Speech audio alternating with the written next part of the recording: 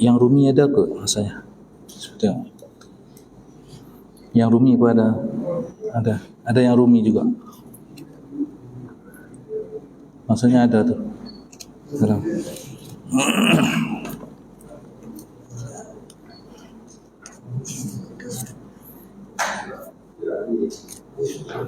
Tepi yang kosong tu kot rasanya. Cuba tengok. Rasanya lah.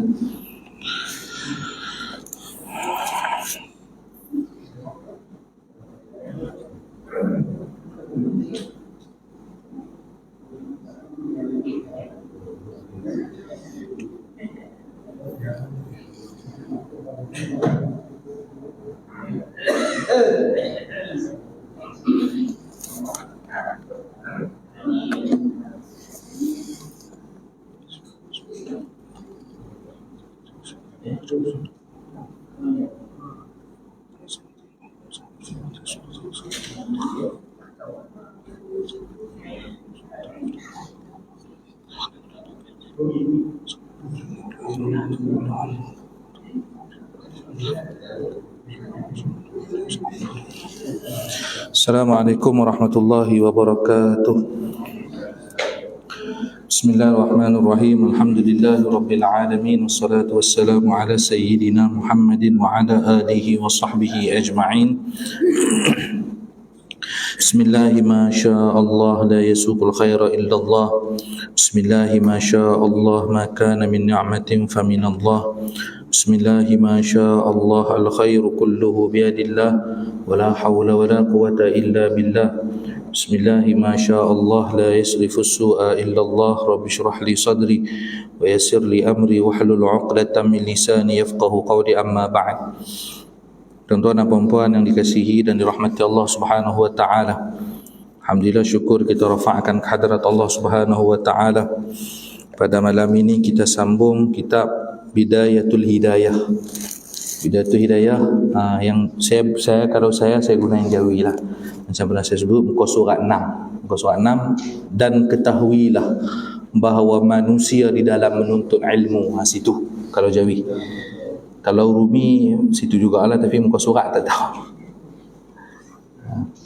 Dan ketahuilah bahawa manusia di dalam menuntut ilmu itu terbagi kepada 3 keadaan. Situ. Muka surat apa? 5. Muka surat 5. Yang Rumi muka surat 5, Jawi muka surat 6. Bismillahirrahmanirrahim. Qala al-musannif rahimahullahu ta'ala wa nafa'ana bihi wa bi'ulumihi fid darain amin. Dan ketahuilah bahawa manusia di dalam menuntut ilmu itu terbagi kepada 3 keadaan.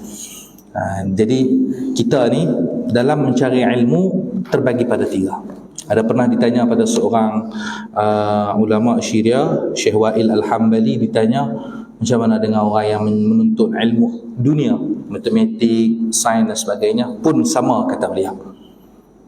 Niat betul, niat tujuan akhirat, pahala sama macam ilmu agama yang lain. Jadi 3 keadaan. Pertama, orang yang mencari ilmu untuk menjadikannya sebagai bekalan ke negeri akhirat, maka dia tidak berniat dengan mencari ilmu itu kecuali hanya mendapat keredaan Allah Ta'ala dan negeri akhirat. Jadi orang yang cari ilmu sebagai bekal untuk akhirat, jadi dalam cari ilmu tu dia tak niat apa pun melainkan mardatillah. keridhaan Allah dan sebagai bekalan untuk akhirat. Al-Quran disebutkan wa tazawwadu fa inna khairaz zadi at-taqwa. Jadi carilah bekal oleh kamu, sebaik-baik bekal adalah takwa. Jadi ilmu itu sepatutnya membuat seseorang itu semakin bertakwa kepada Allah. Baik. Maka orang ini termasuk dalam golongan orang yang beruntung. Dalam orang yang beruntung. Baik, dalam kitab Maraqiyul Ubudiyah ada disebutkan tanda orang yang berilmu, cari ilmu untuk akhirat, orang alim akhirat. Jangan mati syahid lah. Mati syahid ada mati syahid dunia saja, ada dunia akhirat, ada akhirat saja. Dunia akhirat kita tahulah, iaitu mati syahid, jihad fi sabilillah. Kemudian yang dunia saja, macam ada pernah disebutkan ada seorang, jadi ada nak perang tu sahabat Nabi tengok ada golongan-golongan. Ada seorang masuk, kata dia ni mati syahid ni. Rasulullah kata, ya. Masuk pula, Nabi diam tu ya maksudnya. Tiba-tiba masuk seorang, Nabi kata tidak, dia bukan mati syahid pun. Sahabat pelik lah. Tengok-tengok memang waktu perang dia pulung sungguh, sampai akhirnya dia terluka parah dan dia membunuh diri dia sendiri sebab tak tahan menahan sakit tadi tu. Dia ambil pedang tikam diri dia sendiri. Tu syahid juga, tapi syahid dunia sahaja, akhirat ada. Kalau syahid akhirat, orang yang mati menuntut ilmu, perempuan yang mati ketika melahirkan, orang yang mati lemah, orang yang terkena wabak ta'un, mati terkena wabak ta'un tu, itu dianggap mati akhirat. Macam tu juga ada seorang suka dengan anak dara, nak merisik, takut kena reject, takut kena tolak, jadi diam, tak bagi tahu siapa, diam, mati syahid. Pahala mati syahid. Syarat dia jangan ada seorang pun tahu, hanya dia dengan Allah saja. Orang pergi heboh semua, buat status kat Facebook, tak dapat. Ini maksudnya tak ada siapa yang tahu, hanya dia dan Allah sahaja. Memendam rasa, dia tahan, nak merisik, takut kena reject. Jadi nak berzina dosa, jadi akhirnya tahan. Mati tu mati syahid. Nilai pahala macam tu. Baik, ini tanda orang alim akhirat ini ada 3, iaitu tidak mencari dunia dengan ilmu yang dia ada tadi. Bukan sebab dia ada ilmu, jadi dengan ilmu ni dia nak cari dunia. Bukan yang tu. Dan ini juga ilmu yang kita panggil macam ilmu dunia lah, kita nampak macam ilmu sains apa semua tu yang tak ada sangkut paut dengan akhirat pun boleh kita niatkan macam tu juga.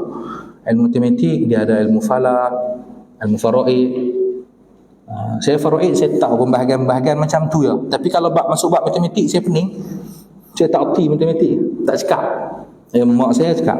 Bab faraid saya tak faham dah. Masuk ru'usul masail, itu punggah. Punggah tu. Jam. Macam tu. Tapi ini untuk orang yang pandai matematik, dia seronok. Ilmu faraid. Baik, kemudian yang kedua, tujuannya mencari ilmu tadi adalah untuk mencari naila sa'adatil akhirah, untuk mencari kebahagiaan akhirat. Kemudian yang ketiga, dia menggunakan ilmu tadi untuk mengikuti Rasulullah sallallahu alaihi wasallam. Ini tanda. Dan juga orang yang mencari ilmu akhirat ini, dia tidak mudah memberikan fatwa. Dia tak mudah nak bagi fatwa. Contoh, ada seorang tanya pada Sayyidah Aisyah tentang mengusap atas 2 khuf. Yang 2 khuf kan boleh kita usap, yang musafir 3 hari 3 malam, yang tak musafir sehari semalam. Tanya pada Sayyidah Aisyah. Kemudian Sayyidah Aisyah jawab, "Alaika bi Ali bin Abi Talib fas'alhu." Hendaknya engkau bertanya pada Sayyidina Ali bin Abi Talib, fa innahu kana yusafiru ma'a Rasulillah sallallahu alaihi wasallam. Sebab Sayyidina Ali ini dia pernah bermusafir dengan Nabi. Engkau pergi tanya dia. Jangan tanya aku, tanya dia. Padahal Sayyidah Aisyah ni antara isteri Nabi yang paling cerdik antaranya beliau. Tapi tak berani. Dia suruh pergi tanya pada Sayyidina Ali. Kemudian ada juga orang tanya tentang Sayyidina Abdullah bin Abbas tentang solat witir Nabi. Sayyidina Abdullah bin Abbas ini antara sahabat yang alim. Antara sahabat-sahabat ni dia ada sahabat yang alim, ada sahabat yang pemberani, ada sahabat yang dia pandai syair tapi dia tak pandai nak berperang. Ada yang macam tu. Ditanya pada Sayyidina Abdullah bin Abbas. Sayyidina Abdullah bin Abbas jawab, ala adulluka ala a'lami ahli al-ardi biwitri Rasulillah sallallahu alaihi wasallam. Maukah kamu jika aku tunjukkan orang yang paling tahu di atas muka bumi ini tentang solat witir Nabi? Atas muka bumi ini dia yang paling tahu tentang solat witir Nabi. Orang tu pun tanya, siapa? Dia pun jawab, apa, Sayyidah Aisyah. Qala man? Qala Aisyah. Fa'tiha fas'alha an dhalik. Tanyalah Sayyidah Aisyah, sebab dia kan isteri Nabi, dia tahu macam mana Nabi solat witir di malam dan sebagainya. Begitu juga pernah ada seorang sahabat tanya pada Sayyidah Aisyah tentang sutra. Tentang sutra, Sayyidah Aisyah tak jawab. Sayyidah Aisyah tanya, Sayyidah Aisyah jawab, kata apa? I'ti Ibn Abbasin, pergilah kepada Sayyidina Abdullah bin Abbas, tanyalah dia. Tanya Sayyidina Abdullah bin Abbas tentang sutra. Apa sabda Nabi tentang sutra? Nabi bersabda, innama yalbasul harira fid dunya man la khalaqa lahu fil akhirah. Sesungguhnya orang yang memakai sutra dalam dunia ini, dia tidak ada bahagian di akhirat nanti. Di akhirat nanti dia tak boleh dah pakai yang tu. Jadi ini maksudnya antara isteri Nabi sendiri pun Sayyidah Aisyah akhlak beliau menyerahkan pada orang lain yang lebih tahu. Tanya pada sahabat, sahabat serahkan pada orang yang lebih tahu. Itu sepatutnya macam tu kita, bukan berebut-rebut bagi fatwa. Oh, pantang. Fatwa tu penuh kat Facebook. Ada apa sikit dia kata nak jawab. Bahkan ada ulama menyebutkan, bila ada orang bercakap semua benda dia cakap, maka saksikanlah oleh kamu bahawa itu tanda kebodohan dia. Dia orang baru nak boleh bersilat. Tok guru silat dia senyap ya. Pakai baju pagoda macam tu ya, tok guru silat macam tu ya. Hak baru-baru ni pergi mana-mana tergolok. Pantang sikit, latah pun silat. Nah tu. Opucut tu silat. Tu. Jadi tu, latah tu pun. Ni tok guru silat ni lah. Pakai baju pagoda, kopiah cukup tu. Yang tu kain melekat. Hak tu Nah ni, hak baru-baru dia orang kata apa? BBNU, budak-budak baru nak up. Yang tu. Ini tuan-tuan puan-puan. Macam tu lah. Baik. Yang kedua, orang yang mencari ilmu untuk mendapatkan keuntungan yang segera, yakni dunia. Dia cari ilmu tadi, tujuan dia adalah untuk dunia dan mendapatkan kemuliaan, pangkat dan harta benda. Sedangkan dia sendiri menyedari hal ini dan merasakan di dalam hatinya akan kejahatan keadaan yang sedang dialaminya dan kehinaan maksudnya. Maka orang ini adalah berada dalam golongan yang berbahaya. Dia cari ilmu sebab untuk akhirat, untuk dunia, untuk dapatkan kemuliaan, pangkat, harta benda. Tapi dalam hati dia tahu apa yang aku buat ni tak betul. Apa yang aku buat ni berbahaya. Jadi orang ini, kata Imam Ghazali, adalah dalam golongan yang berbahaya. Sebab apa? Jikalau dia mati sebelum sempat bertaubat, maka dikhawatirkan ia mati dalam keadaan su'ul khatimah. Kalau tak sempat bertaubat, su'ul khatimah lah. Sebab tu kita selalu doa, Allahumma khtim lana bihusnil khatimah. Ya Allah, jadikanlah akhir kami ni husnul khatimah. Jadi pengakhiran yang baik. Wala takhtim alaina bisu'il khatimah. Jangan kau jadikan pengakhiran kami ini dengan pengakhiran yang buruk. Jangan. Baik. Kemudian urusannya terserahlah kepada kehendak Allah Ta'ala kalau mahu dimaafkan atau disiksa. Cumanya orang ini ya terserah Allah lah. Kita ni memang orang beriman. Beriman dia jahat macam mana pun hujung-hujungnya dia akan tetap masuk syurga. Itu semua terserah rahmat Allah. Allah boleh, siapa saja Allah boleh masukkan ke dalam syurganya. Itu hak dia punya.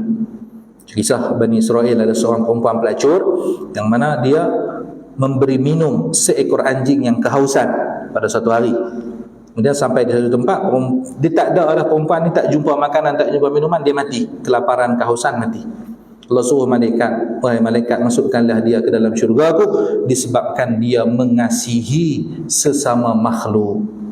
Dia kasih pada anjing tadi tu, anjing tu makhluk aku. Dia bagi minum tadi, dia kasih pada anjing tadi, aku ampuni dosa dia. Nah, itu terserah Allah. Itu hak Allah. Tapi kita usaha tu tetap. Kita boleh tak kita duduk diam, tahu Allah bagi rezeki, boleh? Duduk diam, turun makan dari atas, dari langit, boleh? Boleh. Banyak kisah para wali macam tu. Tapi kita nak buat macam tu lah.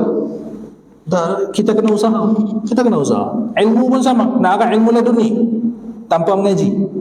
Bangun-bangun tidur terus ilmu laduni. Imam Mahdi dia dapat ilmu laduni. Imam Mahdi hak betul lah. Yang tak betul banyak lah. Hak betul ni kita baca dalam kitab Kiamat Hampir Tiba. Tu Syekh Fahmi Zamzam sebut. Jadi Imam Mahdi itu asalnya biasa. Dalam satu malam Allah bagi futuh ilmu laduni pada beliau. Dalam satu malam, isu alim. Kita nak harap macam tu tanpa usaha. Harap macam tu untuk jadi alim. Tak mau usaha, nak harap yang tu. Tak boleh lah. Kita usaha dulu. Selebihnya kita serah pada Allah. Dari sekian banyak orang pun, dari sekian banyak pelajar, contoh pelajar sekolah agama atau pelajar pondok, 100 orang pun hak jadi alim 5 orang pun susah. Hak 5 orang nak jadi alim tu keluaran batch ni, angkatan ni, nak 5 orang nak jadi alim pun susah. 10 orang lagi lagi susah. Tuan bayang 5 orang saja susah. Hak 95 lagi ada yang jadi dalil dan semua. Tapi semua itu adalah yang penting bertakwa kepada Allah. Baik. Tetapi kalau dia mendapat taufik sebelum matinya, lalu ia bertaubat dan sempat mengamalkan ilmu yang telah dituntutnya, dan sempat pula membuat pembetulan terhadap apa yang tercedera dan terkurang, maka dia boleh dikumpulkan bersama golongan yang beruntung. Kerana orang yang bertaubat dari dosanya sama seperti orang yang tidak berdosa. Tengok sebelum dia mati, Allah bagi taufik sehingga dia bertaubat dan ilmu dia amalkan semula. Hak mana hak tersilap dia perbetul balik.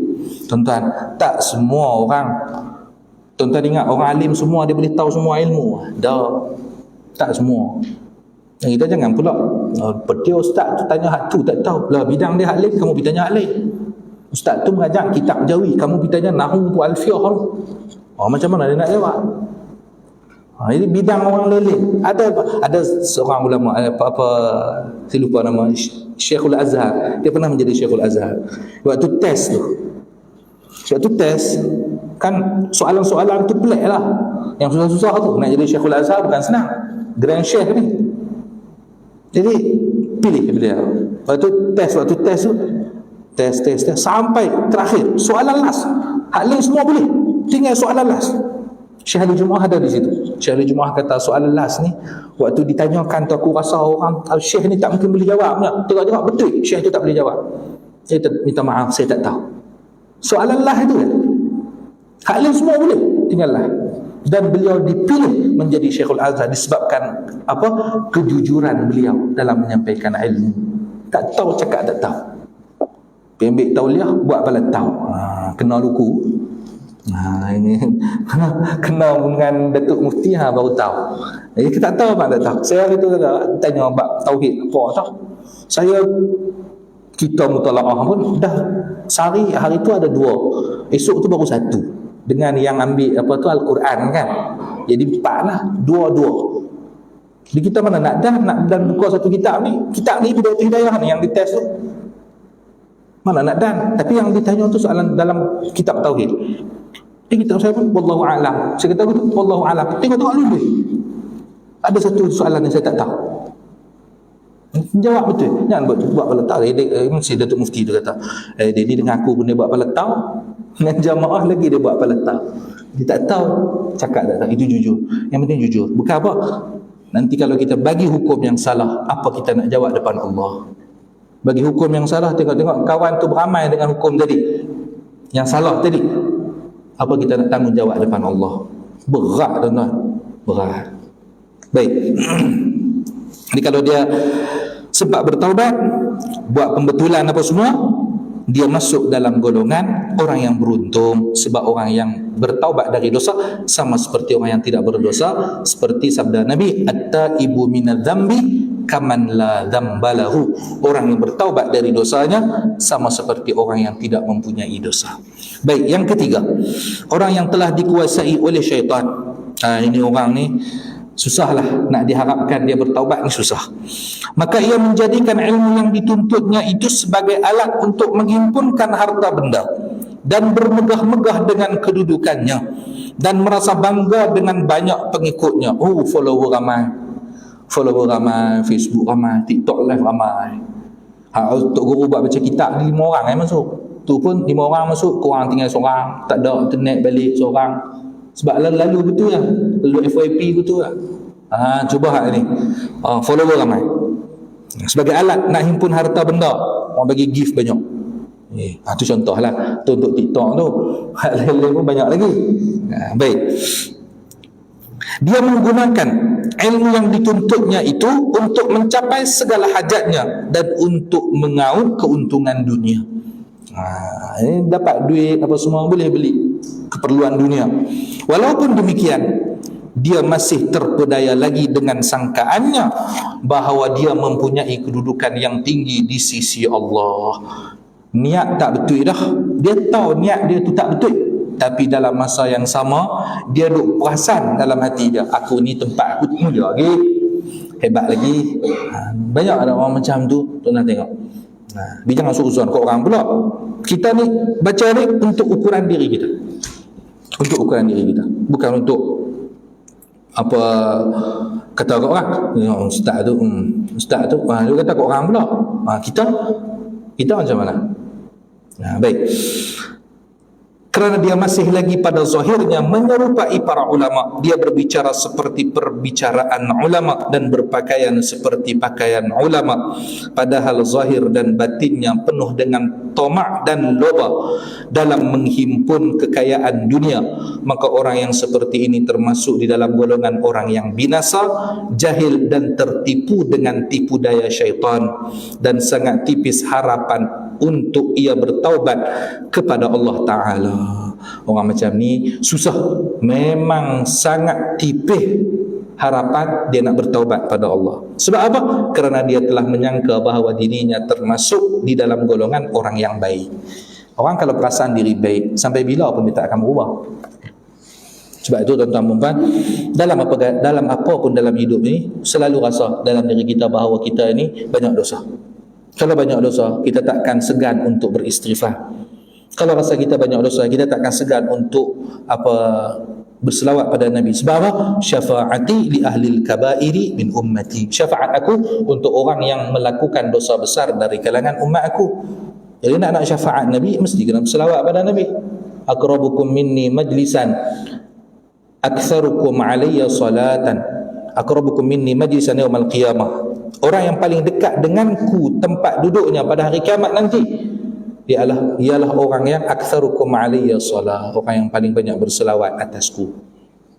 Tuan-tuan bayang tengoklah, Nabi kita mendapatkan wahyu dengan beberapa cara. Antaranya malaikat Jibril menyerupai Sayyidina Dihyah Al-Kalbi, sahabat Nabi. Ada malaikat Jibril dengan wujud yang asal. Ada Nabi mendengar suara di telinga Nabi. Ada Nabi seperti yang loceng yang dipukul dekat dengan telinga. Yang tu yang paling berat pada diri Nabi. Adanya Nabi ketika mendapatkan wahyu itu daripada mimpi. Dan ini mimpi para Nabi itu benar. Jadi Nabi kita sallallahu alaihi wasallam mendapatkan wahyu surah Al-Kautsar itu ketika Nabi sedang tidur di rumah seorang sahabat Nabi. Dan Nabi kata, aku akan diberi telaga yang lebarnya daripada Jordan hingga Sana'a. Sana'a itu di mana? Ibu negara Yaman. Jadi Jordan sampai Sana'a lebarnya, dan gelasnya banyak umpama bintang di langit. Airnya lebih putih dari susu, lebih manis dari madu, dan kamu semua akan meminumnya. Tuan-tuan bayangkan, kalau Nabi ada di belah Sana'a tu, di belah satu lagi, berburu satu lagi, kita duduk sana. Yang kita nak main tu banyak mana? Orang tuju pada Nabi SAW. Ini cara macam mana? Banyak baca selawat pada Nabi SAW. Kalau nak dekat dengan Nabi SAW mudah. Ini dengan baca selawat. Paling kurang 300. Paling kurang. Cukup untuk persendian kita yang 300 itu. 300 itu. Macam yang dikatakan, ada yang menyebutkan, Imam Al-Bajuri mengatakan bahawa faedah orang yang menunaikan solat duha 4 rakaat ataupun 8. Kita ambil 4 lah. Orang sembahyang duha 4 rakaat. Itu cukup dah. Umpama dia itu bersedekah dengan 360 persendian dalam badan dia. Ibarat macam tu. Sembahyang duha 4 rakaat. Cuba sehari sedekah. Satu sendi RM1. Sehari kena RM360. Ujung bulan tak makan apa. Kalau nak kena sedekah macam tu, itu baru persendian. Macam mana nikmat penglihatan dan lain-lain lagi. Belum lagi yang tu. Ini tadi istighfar, sembahyang duha, selawat pada Nabi. Baik. Jadi jangan sangka diri kita selamat. Jangan sangka diri kita baik. Kita husnuzan pada orang. Kalau ada orang buat salah, kita husnuzan. Mungkin depan aku ya kot. Kita cuba tegur dengan cara yang baik. Persoalan dia nak berubah atau tak, itu urusan dia, bukan kita. Itu urusan dia. Tapi untuk diri kita kena rasa diri kita tu banyak salah. Aku ni banyak salah, banyak dosa. Aku ni hina. Tapi ke orang ni kita merasakan dia lebih mulia daripada aku. Nanti akan disebutkan satu persatu macam mana cara menghindar daripada sifat sombong tu. Macam mana? Baik. Padahal ia telah lupa akan firman Allah Ta'ala. Lupa ataupun dilupakan. Dibuat lupa oleh Allah. Kalau Allah marah, Allah akan buat orang tu lupa. Walaupun dia tu pandai, tapi akan dibuat lupa. Apa firman Allah? A'udzubillahi minasyaitonirrajim. Ya ayyuhalladzina amanu lima taquluna ma la taf'alun. Maksudnya, wahai orang-orang yang beriman, kenapa kamu memperkatakan barang yang tidak kamu amalkan? Jadi, kenapa kamu bercakap apa yang tidak kamu buat? Kamu suruh orang, tapi kamu tak buat. Kamu amar ma'ruf, tapi kamu tak buat pun perkara baik. Kamu suruh buat benda baik, kamu tak buat pun benda baik. Kamu larang orang daripada perkara mungkar, tapi kamu sendiri yang buat perkara mungkar. Ini. Baik. Kalau macam tu kita nak jawab apa nanti depan Allah? Dan orang ini sebenarnya termasuk dalam golongan yang dimaksudkan oleh Rasulullah sallallahu alaihi wasallam dalam sabdanya, ana min ghairi ad-dajjal akhwafu alaikum min ad-dajjal. Faqila ma huwa ya Rasulullah? Faqala ulama us-su'i. Artinya, selain daripada Dajjal, ada satu perkara yang sangat aku khawatirkan lebih daripada Dajjal. Selain dari Dajjal, ada satu perkara yang paling aku takutkan. Dajjal ini fitnah yang paling besar seumur-umur manusia. Dajjal kalau istilah Dajjal muncul, dia dah ada dah. Dajjal ini dia daripada keturunan Bani Israel. Salah seorang dari mak ayah dia itu salah seorang manusia, seorang lagi jin. Dajjal. Jadi ada 30 orang pernah melihat Dajjal. 30 orang. Terdampar kapal dia di satu pulau. Tiba-tiba ada seekor haiwan yang sangat lebat bulunya bercakap dengan mereka. Percakapan yang difaham oleh mereka. Itu ada. Hadis Tamim Ad-Dari. Waktu itu beliau tak masuk Islam lagi. Selepas itu beliau sampai ke Madinah, jumpa dengan Rasulullah, cerita pada Nabi. Kemudian Nabi kata, wahai Bilal, azan. Maksudnya kalau azan pada waktu solat itu nak memberitahukan waktu solat. Tapi kalau azan tak masuk waktu lagi, azan dah. Maknanya ada benda penting yang Nabi nak sampaikan. Sahabat berhimpun, Nabi suruh Tamim Ad-Dari ini untuk naik cerita. Dia pun cerita satu-satu macam ni. Jadi treaty apa semua tu, itu ada dalam inilah kisah 40 hadis peristiwa akhir zaman, itu tanda kiamat kecil, kemudian kiamat hampir tiba, itu tanda kiamat yang besar. Itu 30 orang ni Allah rezekikan untuk melihat Dajjal, iaitu sebesar-besar makhluk, sebesar-besar manusia yang pernah kami lihat, dirantai. Lutut dia tu dirapatkan ke dada, diikat dengan rantai, dibelenggu macam tu semua. Yang kata Dajjal ini tak lama lagi, waktu aku nak keluar ni dah dekat. Tak lama dah. Tuan-tuan, itu zaman Nabi tu 1400 tu. Macam mana kita sekarang? Lagi. Tapi untuk kiamat yang planet belaga satu sama lain tu, saya yakin yang tu masih jauh. Kenapa? Masih ada lagi orang yang sujud kepada Allah, orang yang menyebut nama Allah. Tanda-tanda kiamat kecil. Yang pertama berlaku apa? Wafatnya Nabi kita sallallahu alaihi wasallam. Tanda kecil. Yang kedua, wafatnya Sayyidina Abu Bakar As-Siddiq. Yang ketiga, terbunuhnya Sayyidina Umar. Dan sekarang kata Syekh Fahmi Zamzam, hampir 100 dah yang tanda-tanda kecil yang dah nampak, yang dah berlaku. Jadi kalau keluarnya Dajjal itu tanda besar. Belum lagi. Jadi apa sebutkan, Syekh Fahmi pernah sebut bahawa Dajjal ini memang waktu masa hidup dia memang jahat pun. Memang daripada dulu jahat. Ya'juj Ma'juj apa semua tu, nanti itu tanda yang besar. Baik. Jadi kata Nabi, selain daripada Dajjal, ada satu perkara yang sangat aku khawatirkan lebih daripada Dajjal. Ada lagi yang lebih daripada Dajjal. Maksudnya, ada yang lebih daripada Dajjal yang lebih aku takutkan. Lalu ada orang yang bertanya, apakah itu wahai Rasulullah? Nabi SAW menjawab, mereka adalah ulama as-su, yakni ulama yang jahat. Jadi ulama yang jahat. Apa dia? Kita tengok penjelasan di bawah.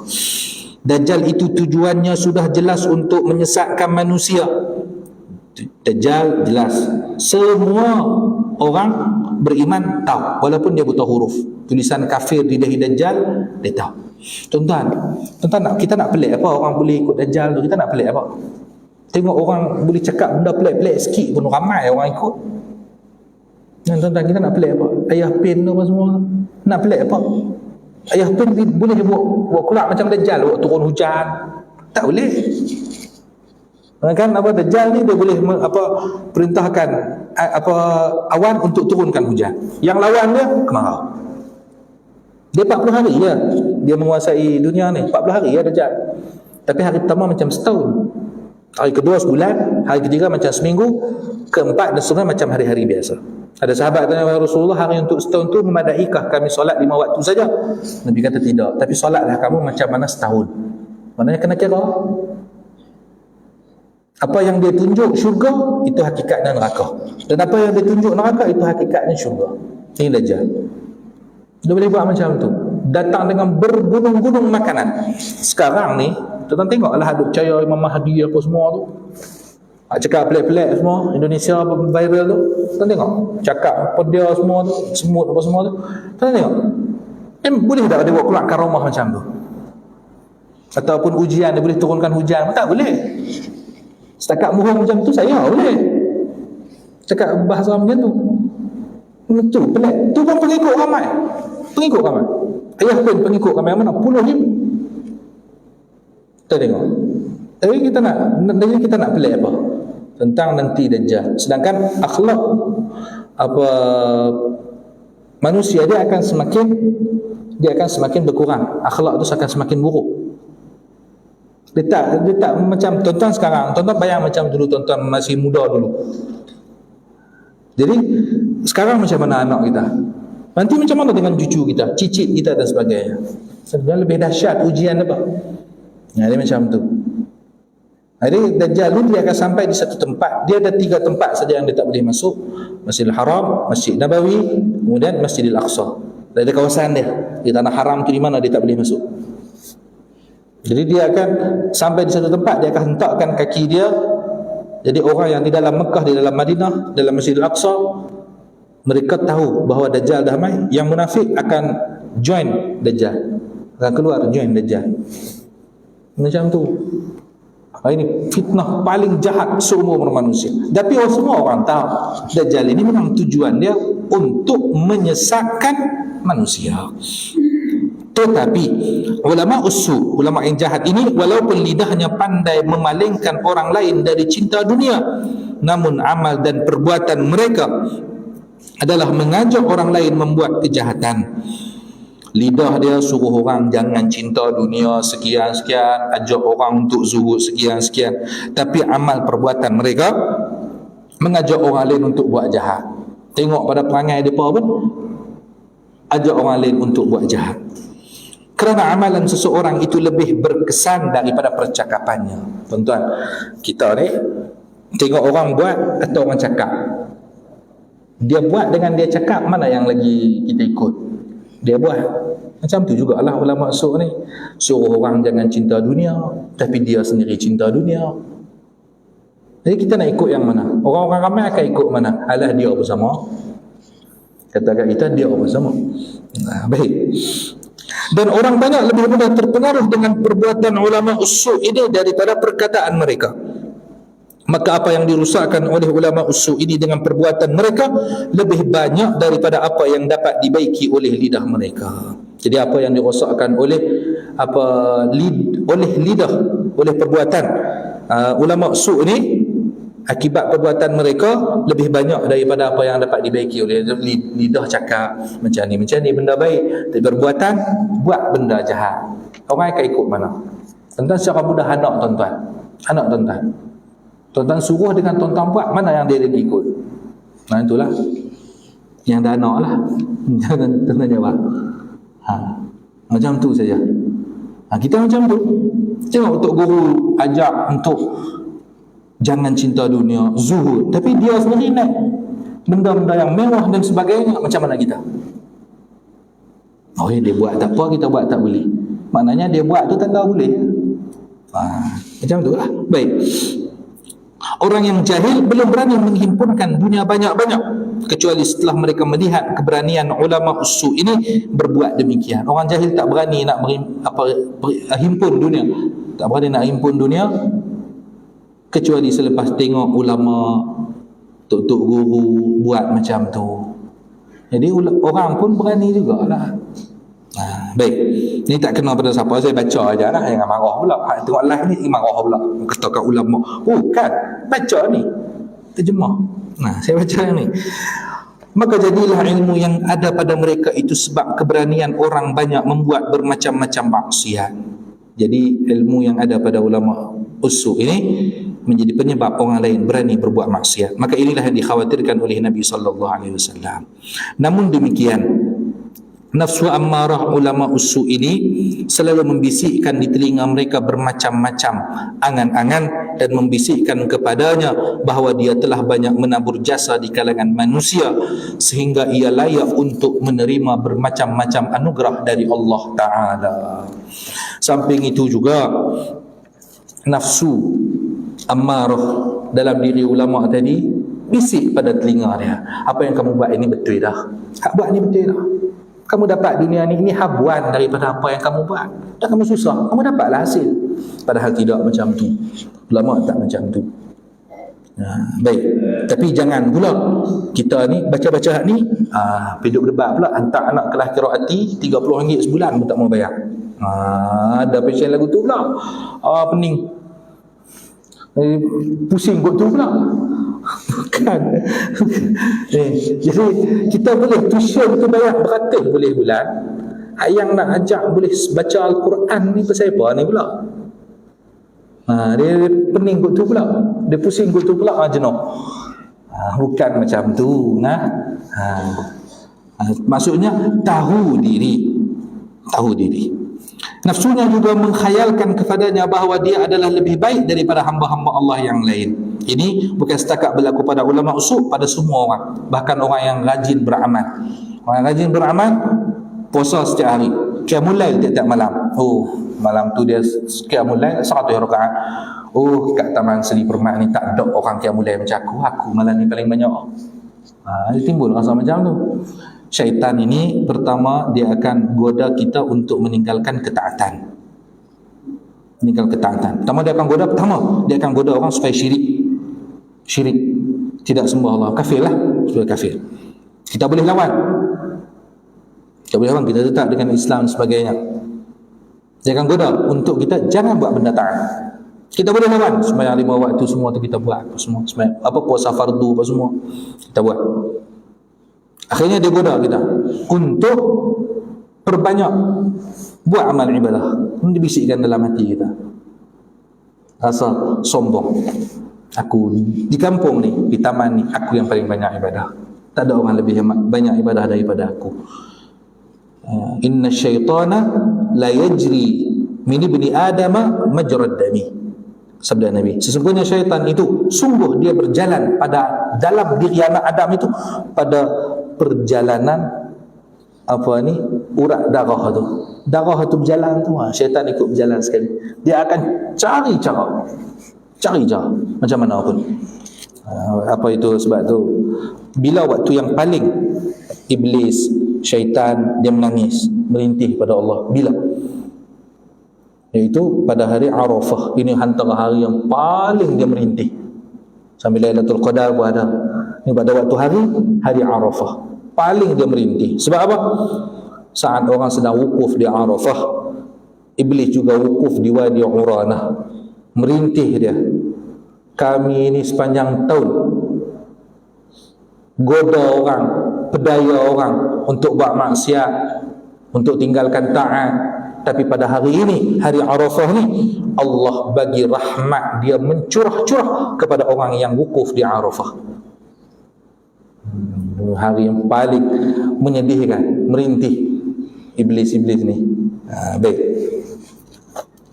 Kemudian, wahai para penuntut, ini nasihat Imam Ghazali, maka jadikanlah dirimu bersama dengan golongan yang pertama.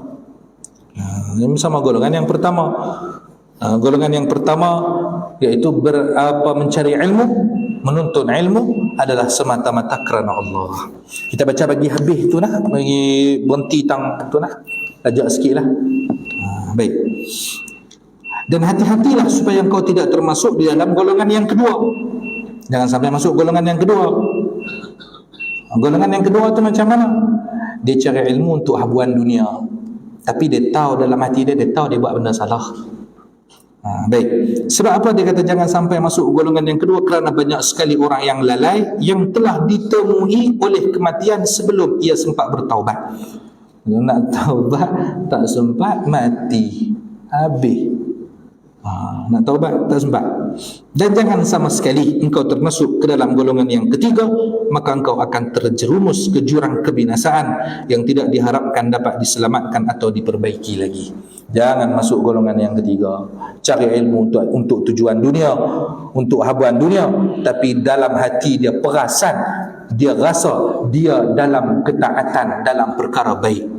Sebab itu Nabi SAW sebut dalam satu hadis, dalam hadis yang lain, inna akhwafa ma akhafu ala ummati kullu munafiqin alimul lisan. Perkara yang paling aku takutkan atas umat aku adalah setiap orang munafik yang pandai bercakap.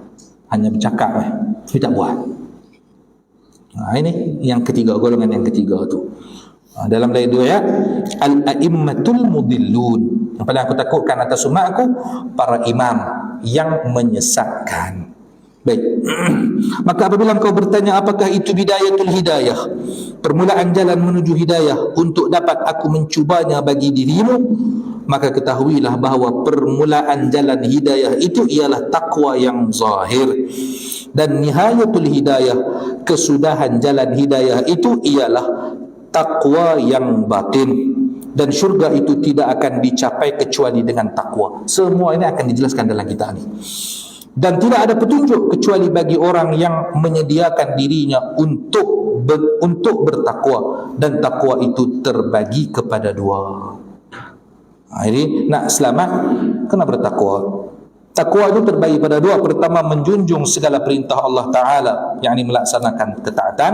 Yang kedua, menjauhi segala larangan Allah Ta'ala, yakni meninggalkan kemaksiatan. Tuan-tuan, antara berbuat taat dengan meninggalkan maksiat itu mana yang paling berat? Buat taat dengan tinggal maksiat mana paling berat? Tinggal maksiat paling berat. Habib Zain bin Sumaid sebut dalam satu kuliah beliau, dalam satu ceramah beliau pernah sebut bahawa banyak orang yang menjadi wali bukan sebab dia buat taat banyak, bukan, tapi sebab dia menghindari maksiat. Susah. Nanti kita akan jumpa juga dalam kitab ni bahawa ada orang yang mana dia tu tidur itu lebih baik daripada dia jaga. Dia tidur itu dapat pahala. Saya kalau dia bangun dia buat maksiat. Tak ada orang lain, bangun buat maksiat, maka tidur dia itu lebih baik daripada jaga. Sebab jaga buat maksiat, kacau orang buat ibadah dia kacau, lena lagi elok. Ada orang macam tu. Kita tengoklah. Nanti ada. Nanti kita akan jumpa ada perbahasan dalam kitab ni. Jadi antara taat dan meninggalkan, antara berbuat taat dengan meninggalkan maksiat itu jauh lebih berat. Tuan-tuan, kita boleh puasa Ramadan. Kita boleh puasa Ramadan. Macam biasa, kita boleh puasa daripada, kita mudahlah daripada azan subuh sampai azan maghrib. Tapi sepanjang daripada azan subuh sampai azan maghrib, boleh tak kita tak pernah mengumpat orang sama sekali dalam tu sehari tu? Hari lain pun dosa juga mengumpat orang tu, bukan kira dosa dah. Untuk jaga tu, boleh tak kita cuba sehari tu? Berat tuan-tuan, berat. Termasuk mengumpat adalah su'uzan. Su'uzan tu adalah mengumpat dengan hati, ghibah dengan hati. Tengok-tengok orang lain, siapa buat gitu, timbul rasa su'uzan, dosa dah tuan-tuan. Bukan senang, berat tu. Try tengok tuan-tuan, mata tak tengok benda haram. Maknanya kalau pergi pekanak pagi-pagi tu nak beli lok tu, tunduk bawah. Tak boleh tengok empat. Tunduk bawah, angkat sikit tengok ikan, nak tunjukkan tu. Menjaga mata. Telinga tak boleh dengar orang maki-maki. Tu berat tu tak? Jadi buat taat boleh, kita puasa boleh. Daripada sebelum azan subuh tu kita dah tahan diri sampailah azan maghrib. Boleh kita. Dahaga tu biasa, tapi boleh tak? Boleh. Berat puasa, berat, tapi kita boleh. Tapi untuk meninggalkan maksiat itu benda lain pula. Ujian dia dahsyat lagi. Maka di dalam kitab ini akan saya sebutkan kedua-dua bahagian ini dengan ringkasnya. Dalam kitab ni kata Imam Al-Ghazali, dua bahagian ni akan saya sebut dengan ringkas. Kalau nak lebih detail, kitab Ihya Ulumuddin. Nak lebih detail, kalau nak detail yang tu lah. Ini jenuh lah. Ihya Ulumuddin. Ihya Ulumuddin, ada orang kata khatam 4 kali, tok guru hak mengajar tu mati. Saya tak mau. saya kalau saya ajar Ihya sekali khatam cukup. Setiap kuliah tu rekod. Dan dia pun nak tengok, suruh tengok dalam YouTube tu. 300 episod apa tak apalah, yang penting khatam. 4 kali khatam mati ni tak mau. Ada yang kata di Indonesia banyak tutup guru selepas khatam 4 kali meninggal. Tanya pada Kiai Maimun Zubair, kenapa jadi macam tu? Kata Kiai Maimun, sebab kitab Ihya ini dia mengajarkan zuhud. Kan dia mengajarkan zuhud. Kita pula kalau khatam kitab Ihya, buat kenduri besar-besar, tak zuhud dah. Akhirnya Allah ambil nyawa tu. Kiai Maimun Zubair kata beliau, kita khatam Ihya kita buat macam biasa. Macam biasa ulang balik. Dan beliau khatam lebih daripada 5 kali. Tak apa. Jadi kalau khatam Ihya tak usah buat kenduri. Biasa. Tak mau mati tak syok. Kita kalau boleh, kita ni nak jadi khairun nas man tala umruhu wa hasuna amaluhu. Sebaik-baik manusia yang panjang umur dan baik amalan. Kita nak yang tu. Baik tuan-tuan dan puan yang dikasihi dan dirahmati Allah Subhanahu wa taala, insya-Allah kita akan sambung pada kuliah yang akan datang insya-Allah. Sebab saya tengok kitab Maraqi' Ubudiyah, syarahan tu juga saya rujuk pada yang tu. Jadi dia, kalau tuan-tuan cari tadi baca hadis tak ada dalam tu pun tak ada. Ini daripada syarahannya. Baik tuan-tuan dan puan, sebelum saya tutup, saya menyampaikan hajatlah daripada sahabat saya Ustaz Syafiq, yang insya-Allah bulan 11 ni akan daurah kitab di Jawa Timur Indonesia, lebih kurang 28 hari, dan akan berangkat lebih kurang pertengahan bulan 11, dan memerlukan kos untuk berangkat semua asrama apa semua selama 28 hari itu, pergi balik tiket dan asrama semua tu lebih kurang dalam RM3,000. Tuan-tuan yang nak menyumbang untuk beliau boleh hubungi saya. Nanti nombor apa semua Dr. Azizi ada nombor saya, boleh minta pada beliau. Atau yang nak serah zakat ke apa ke, macam tu lah. Tapi kalau serah zakat, saya sebut saya terima sebagai wakil lah. Saya terima masuk saya, dan saya terima sebagai wakil. Sebab kita ni nak pergi mengaji berat. Kita nak pergi mengaji pakai dah. Contoh esok saya ada program di UM Maulid. bawa lah dengan tim saya semua. Jadi itu pun sebab mereka nak cuti kan esok. Cuti berapa hari tu, sampai hari Sabtu mereka kata. Di Bali apa semua tu, jadi 4 hari tu. Mereka nak cuti. Jadi kita ni, tuan-tuan try pergi mengaji di pondok orang tua-tua tu. Seminggu jadi, berat tuan-tuan. Berat. Jadi kita tak mampu. Saya 28 hari tu pun saya dengar Malahat. Saya dulu pergi Malahat, nak pergi tu Malahat lah. Jadi kita tolong orang yang pergi mengaji. Barangkali kita boleh jadi macam Imam Ghazali. Maksud dia macam mana? Imam Ghazali, beliau bukan keturunan ulama, bukan. Ayah beliau tu bukan ulama. Abu Hamid Muhammad bin Muhammad. Jadi Muhammad nama beliau, ayah beliau pun Muhammad juga. Ayah beliau yang nama Muhammad ni bukan orang alim, bukan orang alim. Yang alim tu Imam Ghazali tu. Imam nama beliau Muhammad juga. Beliau ada saudara kandung Ahmad. Jadi Muhammad dengan Ahmad ni dua-dua jadi alim. Sebab apa? Ayah beliau setiap bulan, setiap ada rezeki selalu menyantuni orang yang mencari ilmu, orang yang mengajar ilmu. Maka Allah bagi anak beliau dua-dua alim. Maka dalam kitab Ta'lim Muta'allim disebutkan siapa yang nak anak dia jadi alim atau cucu dia, paling tidak cucu dia, maka santuni orang yang menuntut ilmu. Nak macam tu ya. Cara dia macam tu. Syekh Fahmi sendiri pesan macam tu. Akan dijaga oleh Allah. Keturunan dia setidaknya akan dijaga oleh Allah. Tuan-tuan yakin tuan-tuan boleh jaga anak kita? Tak boleh. Kita jaga pun sekarang media sosial apa semua tak terjaga kita. Jadi kita serahkan pada Allah dengan cara macam itulah. Baik, semoga Allah memberkati kita semua. Semoga Allah memberikan kita hati yang mencintai Nabi, hati yang merindukan Nabi, dan pada hari kiamat nanti Allah kumpulkan kita bersama Nabi sallallahu alaihi wasallam bisiril Fatihah.